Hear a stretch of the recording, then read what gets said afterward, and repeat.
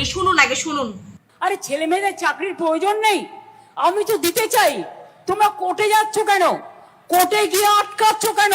উনি নাকি চাকরি দিতে চান, চোর কোথাকার চোর, চাকরি চুরি করে তাল পায় না, উনি নাকি এবার চাকরি দেবে। হ্যাঁ চাকরি দেবেন, এইটুকু এইটুকু এইটুকু যদি লজ্জা থাকে না, এই চাকরি চুরির জন্য এতদিন আপনি পদত্যাগ করতেন জানেন তো। এই আজকে যদি বুকের পাটায়, মুখ্যমন্ত্রী তো খুব হয়েছেন, আজকে যদি আপনার বুকের পাটায় দম থাকে, আমি একজন সাধারণ মেয়ে হিসেবে আপনাকে চ্যালেঞ্জ করছি, দম থাকলে আপনি বলেন তো, যে বা যারাই চাকরি চুরি করছে সব কাটাকে জেলে ভরবো আর সব কাটাকে এই দল থেকে বার করবো, তাহলে মনে করবো আপনি একজন ভালো মুখ্যমন্ত্রী। দম থাকলে, বুকের পাটায় দম থাকলে আপনি করে দেখান তো। চোর কোথাকার নিজে চুরি করে তাল পায় না, এর জন্য তো ওনার এত ভয়, এর জন্য তো বলে কেন কোর্টে যান। আপনি চাকরি দিতে চান, চাকরি আপনি 10টা দিলে পারলে 20টা করতে খুঁজে বের করে কতক্ষণে গিলে খাবেন চুরি করে, সেই ধান্দা করেন।